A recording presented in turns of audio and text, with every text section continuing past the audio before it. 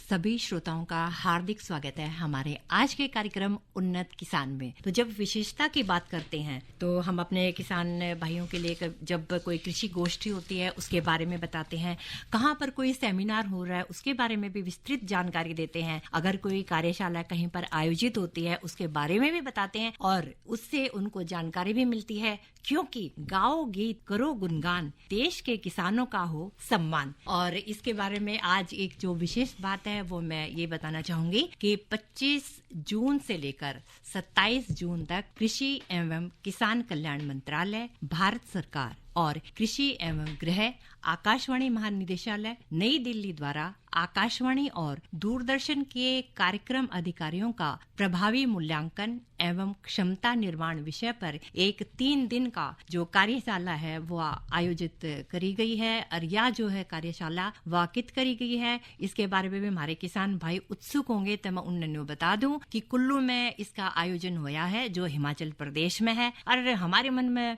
हमेशा न्यू उत्सुकता रहेगी कि भाई इन 3 दिनों में के बात हुई, हमारे किसानों के हित की बात हुई है या कुछ और बात हुई है। तो देखो उसके बारे में भी हम अपने जानकारी धीरे धीरे देवांगे, क्योंकि जब हम अपने कार्यक्रम में आए हैं, अपने कार्यक्रम से जुड़े हैं, तो उत्सुकता भी जरूरी है और उन सवालों के जवाब भी जरूरी है। और इसके बारे में हम जानकारी लेवांगे, वो भी मैं बता दूं किससे हम आज जानकारी लेवांगे। वह जानकारी है आकाशवाणी महानिदेशालय नई दिल्ली में सहायक निदेशक कार्यक्रम कृषि एवं गृह जो इस आयोजन के संयोजक हैं, उन तक हम यह जानकारी लेवांगे। और उनका नाम है श्री विजेंद्र साजवान जो सहायक निदेशक कार्यक्रम हैं। तो उन तक हम बात करा। हाँ, नमस्कार सर, हमारे स्टूडियो में आपका घना घना स्वागत सर। बहुत बहुत धन्यवाद है आपको।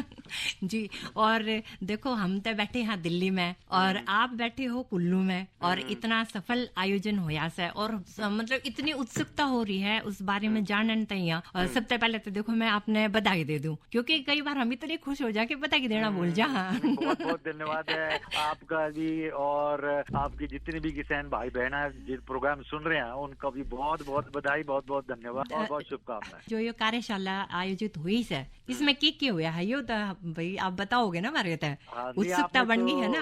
बहन जी आपने तो बहुत कुछ बता ही दिया पहले, फिर भी मैं बता दूं 3 दिन की कार्यशाला ये इस समय हमारे यहाँ चल रही है। आज इसका आखिरी दिन है, 25 तारीख से शुरू हुई थी। उस दिन जो कुल्लू डिस्ट्रिक्ट है हिमाचल प्रदेश का, आप सभी किसान भाई बहनों को मालूम होगा, कुल्लू हिमाचल जो सेब की नगरी है उसके बीचों बीच हम बैठे हैं। यहाँ पे गोविंद बल्लभ पंत राष्ट्रीय हिमालय पर्यावरण संस्थान है मोहल कुल्लू में, तो यहाँ पर ये इसका उद्घाटन हुआ 25 तारीख को। अच्छा जी। तो जी हम यहाँ के रहे हैं, वो आए थे प्रातः काल के सेशन में आए थे और उन्होंने इसका उद्घाटन किया। और जो हमारा जो संस्थान है इसके जो बड़े बड़े वैज्ञानिक और विशेषज्ञ हैं कृषि के, वो भी इसमें भाग लिया उन्होंने। और इसमें जो मुख्यतः मैं आप किसान भाई बहनों को बता दूं, इसमें 3 बात मेन बात। एक तो ये कि सभी किसानों को कि मौसम बहुत बदल रहा है, हमारी प्रकृति जो है कई जगह अपना रूप बदल रही है। अभी कुल्लू में भी आपने समाचारों में सुना होगा कि अबे बादल फटा है दूर दरगाह की जगहों में। तो खेती में जो किसान भाई बहन है उनको तो बहुत ही यदि लागत उनकी लग गई है ज्यादा और उससे नुकसान हो जाए तो फिर वो खेती से अपना मुंह मोड़ लेते हैं।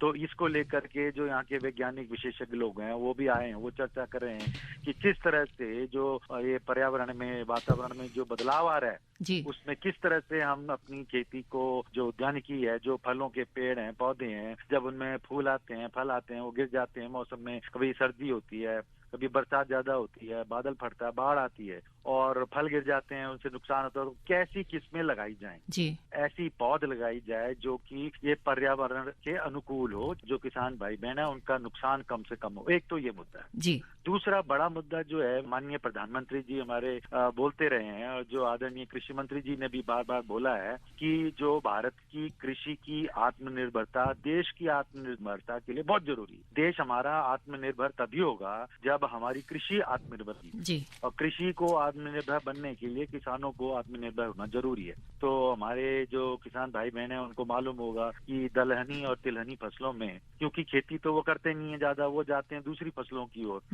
इसमें जगह भी कम होती है और उसमें जो उपज भी कम होती है, तो भारत को, देश को जो दालें हैं, जो तिलहन फसल को आयात करना पड़ता है और दूर दराज के इलाके उसमें बहुत पैसा उनको देना पड़ता है। जी तो हम भारत को विकसित तभी बना पाएंगे जब कृषि विकसित हो पाएगी।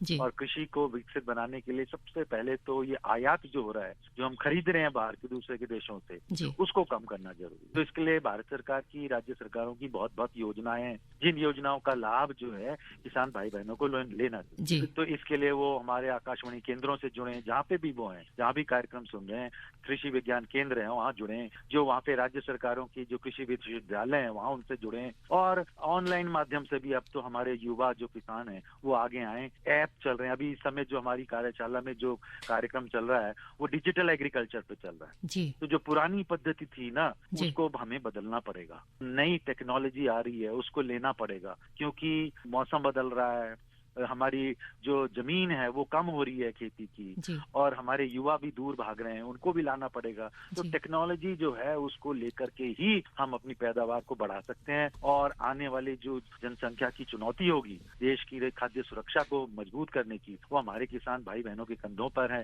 तो उसके लिए बहुत जरूरी है कि वो अपने आप को तकनीकी रूप से भी समर्थ करें, जानकारी लें। आपके सबसे नजदीक जो आकाशवाणी केंद्र है, दूरदर्शन केंद्र है, डीडी किसान चैनल है, जी इनको सुने।